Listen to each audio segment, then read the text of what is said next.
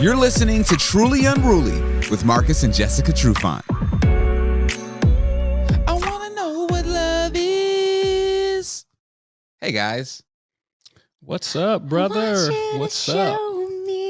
Truly Unruly. Oh, audience, can we give a big round of applause for Dylan? He's been hella sick with cooties, and he's finally back with us.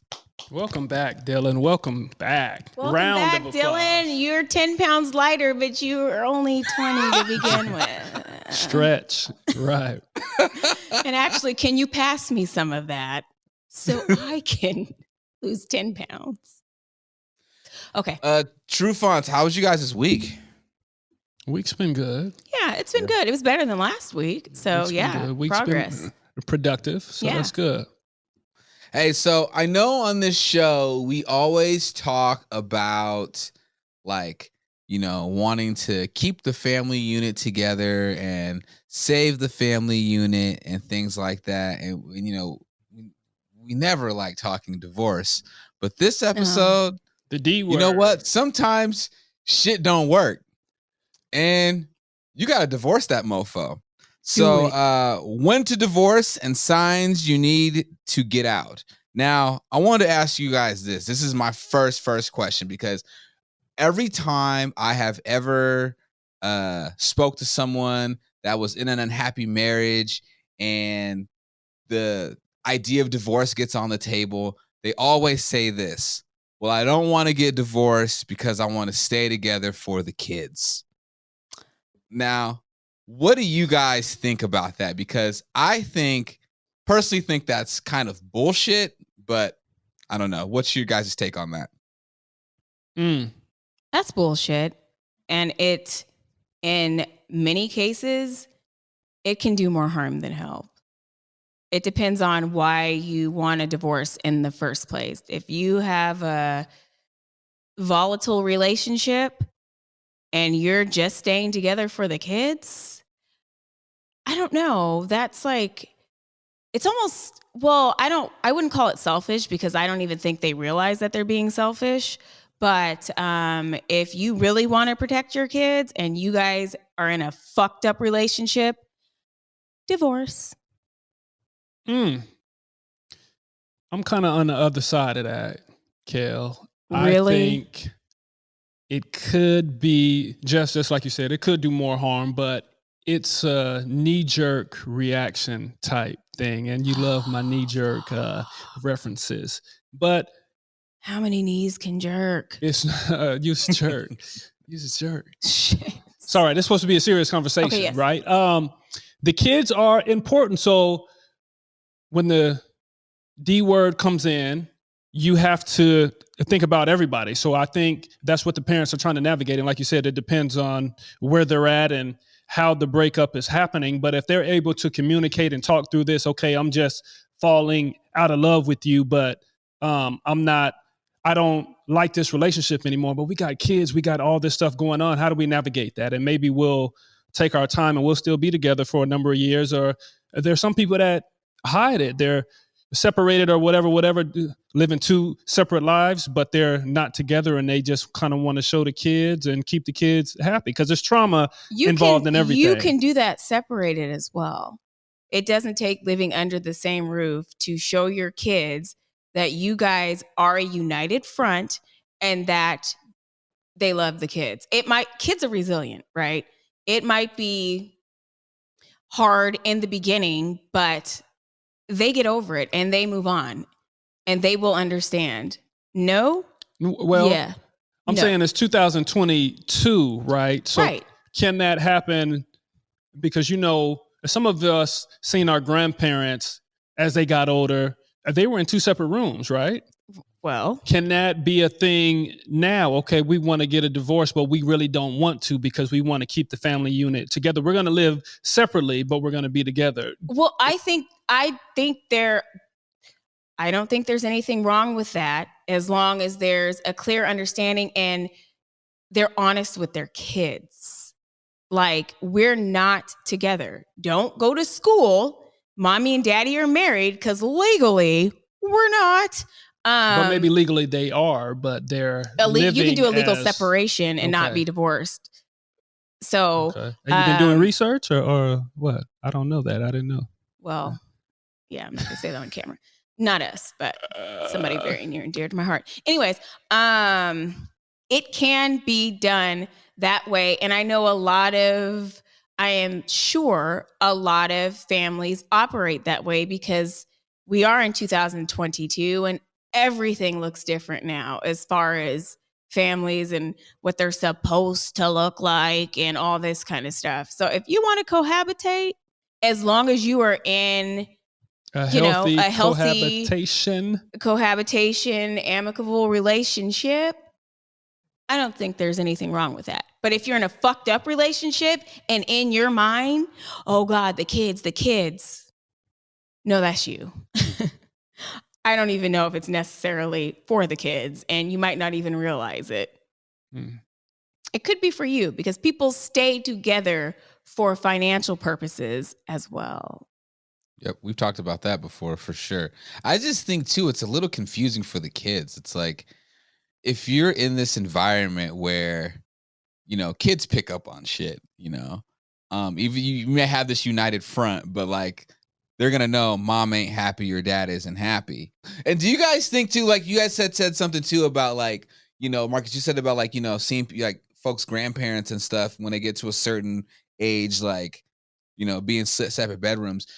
I've always thought of this. I'm like, I've gotten mixed reactions when I've asked this to people, but like, do you think it's a good idea when you get to like, I don't know, that like 25-year mark, or let's say when your kids are like all grown and out the house, that's when you have a sit down and possibly think about like renegotiating the contract of marriage? Yeah. I'm dead ass. Like when you get to that 25, 30 year, like, and it's like, all right, like we've been together for a long time and we're kind of at a place where, we're just kind of putting up with each other. Granted, people that have been together that long, I know there's that companionship factor. So like a lot of people don't want to lose that companionship, especially if they've been with, their best friend, quote unquote, loosely for 30, 40 years. Right. But like, do you think for some people that might be a good idea to just like, hey, let's renegotiate this, because this isn't the same way it was when we first got married, or I don't feel the same way, or you may not feel the same way we felt when we first got married 25, 30 years ago. Right. I don't even think you have to like say, okay, we're going to renegotiate this. I think after kids leave and go to college, I think that's when you don't even need to sit down and have a conversation about it. Well, I guess eventually you do, but you both realize, God damn, I don't have anything in common with this guy. I don't even like this guy. We stayed together for the kids. And it was successful. Let's just say it just worked out. Kids went off to college and they separate. I think that happens a lot. It does. A lot. Yeah, especially nowadays. But what I would say to that, I personally would not want to do that. The renegotiation, is cool, but there should be some red flags along the way, right? Why Absolutely. wait until the kids leave, until it's just you and your lady after 25 years and you guys have wasted all this good time, right? If things aren't right, talk about it. I mean, in my mind. But you said it just works. What if, though, let's say the kids just moved out, and now I realize, I don't even really like this person anymore, or I like them, but the feeling might not be the same. Or I like them and I'm not really sure if she likes me, type of thing, or vice versa. Right? Yeah, like something like that. Though. That's what I'm saying. So that's been there all along. You don't just all of a sudden. But no, you realize it though because the hectic life of kids and everything that it's like this. Kids have left, right? So now everything has slowed down, right? And now you're actually able to catch up with your life, your thoughts, your beliefs, because everything was about and for your kids and family, right? So then you start thinking for self for a second, and it's like, damn, like I'm really now thinking I have a chance to really reflect and think about this. Like, and it's really quiet in this house. So it's like, do I still want to be here? Right. Or is it like, am I going to go Stella, go get your groove back type shit? But yeah, no, I understand what you're saying. Right. I do. I would just say the other side of that is, do I really want to be here? Do I want to Stella get a groove back, or do I want to start over, or am I at a place to where, things are different, but we need to have a conversation. We need to be able to adjust, I think is the biggest thing, but sometimes it works and sometimes it doesn't. So there is a lot of older people I see on social media, and that's real life right now. And everything you see on social media is real, but people split up at an older age. And I, for one, can't really understand it. I come from my parents was together for 40 years, you know what I'm saying? So how does that look? How does that feel? You're with somebody for so long, but then it's like, okay, things are different and I can't stand you anymore. I can't stand to live with you. Well, I think the older people that are divorcing now, they're from a different generation. They were probably together because they had kids and that was the thing to do. But it's a new time and everybody's chasing self-happiness. And so people will split much earlier now. Seriously, divorce is like, woohoo, okay, let's divorce, right? It's just a piece of fucking paper. But back in the day, I think it was conducive for both of them and benefited everybody.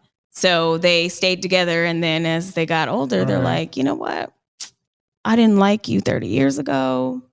And I just want to be happy, right? I just want to be happy. And that's whatever it takes. If I got to leave my love or my so-called love or my companion of 30, 40 years, that's what I'm going to do. And I think I don't know, I could be wrong, but I think it might be like mutual almost when you're older, right? Because you're getting ready to die anyway. So you might as well sorry. You got morbid on us. Jesus. So you might as well just ride this shit out. But I think it's a mutual thing at that point. Like, yeah, you know what? I don't really like you either. Do you guys think that, especially, I guess, our generation and the time we've grown up, and we're all at an age where we're starting to see a lot of our friends get divorced. When you get to that certain, you see all the weddings, and all of a sudden you see all the weddings and all the kids, and all of a sudden all the divorces. And now everyone's getting divorced. Do you feel like we've witnessed more divorces in our life, in our generation, than we have happy marriages? I've always wondered that. I feel like, I mean, I guess that's each individual person's experience, I guess. But like, I feel like I've just, I don't know, maybe because I've just noticed it more because of my own parents being divorced. But like, I have just witnessed so many divorces, and then a lot of friends who have been married, they'll be married for like a year. I remember one guy, I was the best man in his wedding, and he was married for not even like a full year, and then just got like divorced. And it's just, I don't know, there's just so many divorces. Yeah, that's tough. Yikes. Was it a big wedding? It was a nice wedding, and here's the thing. I know of a really big wedding that my mom went to that she was like, such and such and such and such. I was like, yeah. She goes, they got divorced. I was like, what? They had like a $200,000 wedding. She's like, yeah. And it wasn't even like a full, it might've been like 10 months. There's a lot of factors that come in, but what I would say is that just like everything, bad news is going to travel a little further than good news, right? So maybe the divorces of our peers are like, oh, damn, okay. My dude just got divorced. That's tough, but we don't even really pay any mind to all our friends that are still together and they're happy. They got the kids, or they're just still together. I guess you don't have to be happy anymore. As long as you're together, that's seen as good, right? But I would say, Kale, no, it's about being happy. I know, now. but Just like we said earlier, people stay together just to stay together, right? Because it's the status quo. It's the thing to do. So miserable. So, though. Right. I would say no, that for me, more people are married or still together. There has been some divorces, but I'm on the other side of that. Right. That's good. I don't know. I know very few people that divorced when I was growing up. I don't really remember any of that. But I know it happens, and I know now since it's such a socially accepted thing that people that are in bad marriages, they can get out of them because it is okay to divorce. So, right. But I've seen though too, a lot of people, and I didn't want to be the one to stick my nose in their business, but I've seen a lot of people where I'm like, you two shouldn't get married. I know this isn't going to work. Like, there's been a lot of that. And I'm like, what are you doing? And especially like the people, like, I don't know if you guys had these friends, but did you ever know those people that like got married like right out of high school? And it's like, what the fuck are you doing with your life? And then they've been together for how long? And now like they fucking hate each other. And now, and like, or like the woman wants to leave, but like the dude, like she took the dude's virginity. So he like still like stalks her. Like, this is a real story. I'm not saying names, but like he like stalks her and like just weirdo shit because he's never been with nobody else, so he doesn't know anything different. Like I've seen weirdos like that too, you know. And you know what, Kel? To your point, some people get married and they seem like they're terribly unhappy. They bicker, they fight, but it works. There's couples that kind of get off on that, right? That's kind of their thing. So toxic, though. Yes, it is. And then it's the makeup, and then it's a high, and then they have the lows, and they kind of live in that, and they really enjoy that. That's unhealthy. Okay, it's unhealthy. Yeah, and there is something wrong. That is bipolar. With that. Yeah, definitely something wrong. I mean, but we all know those people though that have been in those relations, just individuals in general that are like, you shouldn't get married. You're not the type to get married. You're not the marriage type. You ain't marriage material. This shit ain't for everybody. Who is marriage material until you get married, though? Isn't there? Oh, what you mean? What is marriage material? No, I'm saying, I know for guys, we sometimes don't know, and we act like we're ready, and maybe we're not. But until you get married, you can say you're ready, but you don't know until you know. Or until you're in that situation is what I mean. Yeah, but some niggas, Marcus, are just not built. They're not for built just for commitment. Marriage. Yeah, they're just not built for commitment in general. You know what I'm saying? It's like, dude, you couldn't commit to a girlfriend, let alone you think you're gonna be able to commit to a wife. Well, they think they're ready, and they're not. And they're not. Don't you think the girl kind of knows that too? The spouse to be knows her guy enough to know his energy. I mean, where he's at. Yeah, but the problem with the girl is that the girl thinks she can fix him because she thinks that she's going to be the special one. Well, with me, he's different. He thinks the same thing too. As soon as I get married, I'm about to turn it on and things are going to be perfect. To be over. And then you get married and you realize it's pretty much the same thing, except for you really actually are supposed to be committed. And you're like, I fucked up. Yeah. Okay, so signs that you need to get out. Let's just blow through these real quick. So one of them is excessive negative interactions. So I guess there's this magic ratio that is like in any happy relationship, right? There should be 5 positive interactions for every 1 negative interaction. When divorces, that's funny. You said what? I said that's funny. Who made this up? 5-to-1 ratio. Right. I'm gonna start keeping track of that. God damn it! You should. You really should. She'd be I didn't get enough positive interactions with my wife today. But what is a positive what constitutes a positive interaction? Like, what is it? We're under high fucking stress every day, all day with these kids. Here, let me read this whole thing to you, and maybe it'll explain it a little better, Jess. Okay. You know when to divorce partially by weighing your positive interactions against the negative ones. This advice contradicts the popular misconception that small arguments are insignificant as indicators of marital problems. If you find out you are having significantly more negative interactions with your partner than positive interactions, it may be a sign that you need divorce. Well, small problems turn into big problems when they're not dealt with. So, like I always say, it goes back to communication. If you're not speaking up about these problems, if you're not letting your spouse know, because sometimes we just don't know, right? I'm doing something and it's really getting under your skin or it's really bothering you. Tell me, it give me the opportunity to correct it. Right. Closed mouths don't stay married. But yeah, but being in a negative space all the time, I can see that. That can be wearing, that could be, you can feel like you're drowning, and that could be a bad situation. So we will count. Ding, 1, ding, 2. So, okay. So then the next one, which also goes with that, is argument severity, right? So even the magic ratio has limitations. The existence of positive interactions than negative ones should not be taken as proof that you don't need a divorce. Very severe and harmful arguments are one of the most crucial signs to get a divorce. Many couples do not know when to divorce and stay in unhealthy relationships because they rarely argue, ignoring the fact that those arguments are filled with hurtful and abusive behaviors. Yeah. So it's like, we don't have to argue that much, but every time we do argue, you tell me I'm a bitch and a piece of shit. Hitting below the belt. It's a buildup. I know, it but is.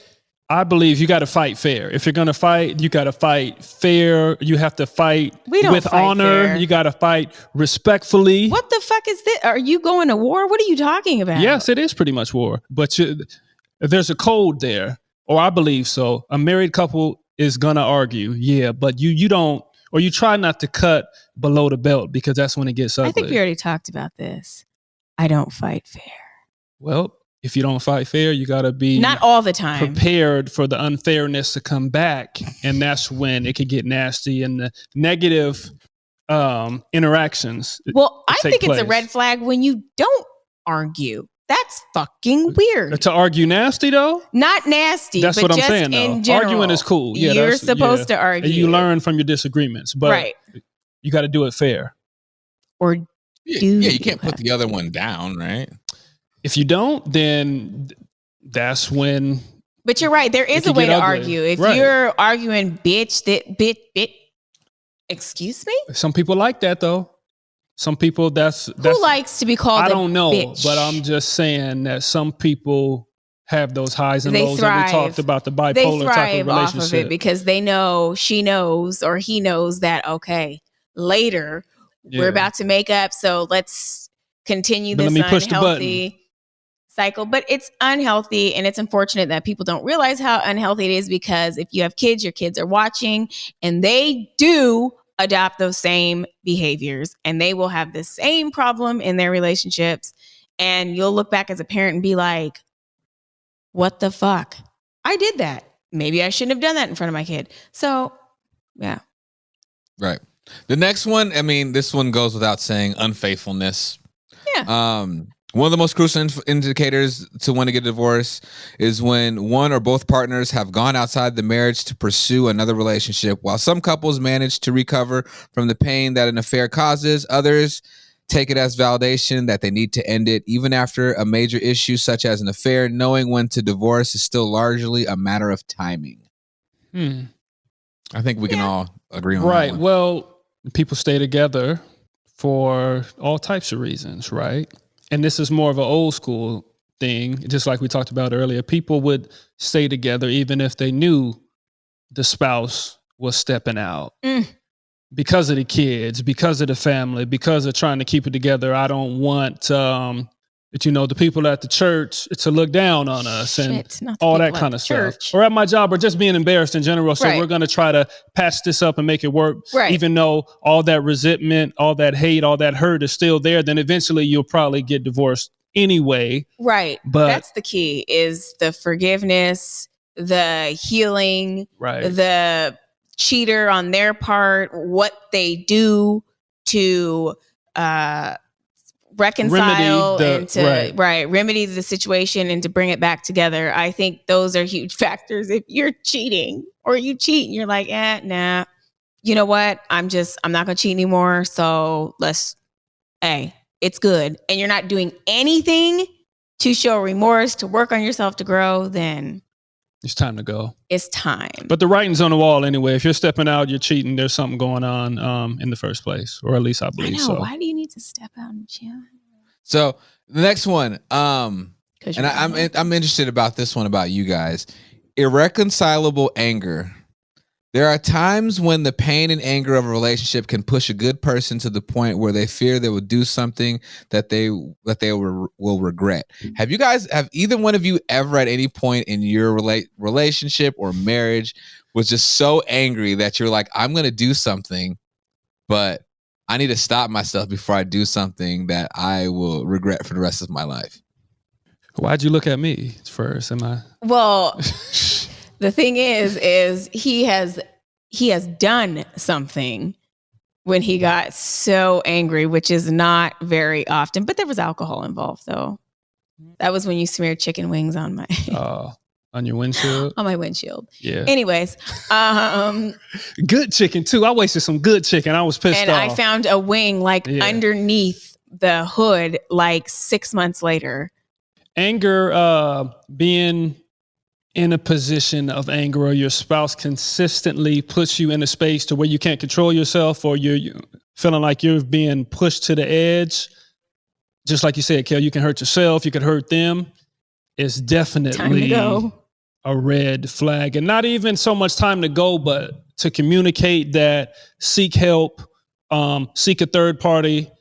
Again, there is, men and females that poke buttons. They know what's going to really get to their spouse if they really want to, if they're feeling in a way. Don't fight fair. That's ugly. Again, that's not fighting fair. I don't think that's a good look. I don't play that. I don't want to be that guy. I don't want to hit below the belt and do all that and send somebody through the roof. And then, I got to be on defense. I got to have my hands up. I don't know if I'm going to get a knife to my throat while I'm asleep and all this kind of stuff. So you got to be chill, and that's not a good position to be in. Simple. Okay, the last one is abuse. We all agree with this, right? There's never an excuse for physical, emotional, or sexual abuse. Never, ever. And yes, you can sexually abuse your spouse, so don't do it. A marriage license is a contract between two people to make a home, not a certificate of ownership. Mm-hmm. Agree. If you're being abused, you do not need to feel bad about leaving. You do not need to feel bad about your spouse not seeing the kids. Someone who abuses someone that made a commitment to love and cherish them deserves the pain they feel. Absolutely. And at that point, you do need to think about yourself, because you cannot be your best self for your kids and all that kind of stuff if you're trapped in being abused. So you do need to think about yourself and your happiness and your mental health. Run. There's trauma involved in that. And you talk about doing stuff for the kids. If the kids, just like we said, are paying attention, they see everything. So there's trauma involved in that for the kids. There's trauma involved for the spouse that's involved in that. So it's time to move on. My last one, my honorable mention, is emotional exhaustion.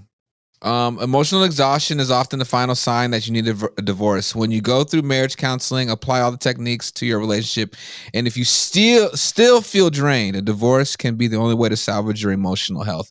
Do you think you can get over that, emotional exhaustion? Do you think that's one of those things that that can be fixed? Unless you're with someone that is just extremely brooding and toxic, that's just a draining buzzkill. But I feel like, damn, I don't know. Well, it's if the love was there in the beginning, or if you're still in love with that person, because that's a huge thing. There's a difference between I love you and being in love with that person. So I think you can fix emotional exhaustion if you still love the person. If you don't, no, you cannot fix that shit. I think it's got to be a timing thing. Too long in a headlock, you die, right? And you get choked out and you can't breathe. So If you're going through this and you've been going through it for some time and you're not speaking up about it, again, you're not telling the person that is putting you through this trauma that, okay, I'm uncomfortable, I'm unhappy, something needs to change, or, I can't do this anymore. That's, I think, where the issue is. So I think it's a timing thing. I don't think being in a draining relationship for a long period of time can be sustainable. Life is too short, and it's already fucked up in this country. Add kids to it, it's really fucked up. It's going to push you to do all the things that you're going to get a divorce anyway. You need to be happy. If you're drained and you don't got no happiness and everything's negative, and you're going to start looking around, and this makes me happy. Okay, I'm going to the library. I'm going to the grocery store to get my groceries, and a man asked about my groceries, and I said, yeah. Then I continue to talk to this man. I see him on a regular basis. Little things are going to start to creep in if you're exhausted. Well, this was a good episode. The first time we've actually gotten in depth about divorce. Hey. Yeah, which we don't know anything about. Yeah. I know. Good. And you guys don't want to know anything about it because we're for everyone lifers. I know that's gone through it, it sucks. And we're willing to work. Yes. Yeah. It's not always perfect, but we talk and we communicate. Well, we love each other. We're in love with each other. It's like it's there. So it's like, I don't know. How can you go wrong? Truly Unruly, Marcus Trufant, Jessica Trufant. My name is Kel. Of course, follow Marcus_Trufant on Instagram. Follow Jessica_Trufant. I'm no IG Kel because I'm still hacked, so I have no fucking Instagram account. Free Kel. Stupid. Free Kel. You can email. You can email me. You can listen. You can email me at but follow the page. You don't got a Facebook, Kel? Jesus Facebook? Christ. I don't be on Facebook like that. I don't be on Facebook. Oh, no. Facebook's nothing but old people anyway that complain. So I stay away from Facebook. Hey, I'm old. I'm on Facebook. Shit. Why? Sometimes. That's I'm weird. not really, but you 40-year-old guys, I man. know. Damn it. So follow the page, Truly Unruly _podcast. If you can listen to us on your favorite streaming channels, so Buzzsprout, Apple Podcasts, Spotify, you name it, we're on it. Of course, subscribe, like the podcast. Please leave a review. That would help us out a lot. You can catch the visual on YouTube and subscribe to Marcus Trufant on YouTube. Catch us every Sunday on Converge, and I think that is it. Yep. Cool. All right, y'all. Till next time. Peace and love.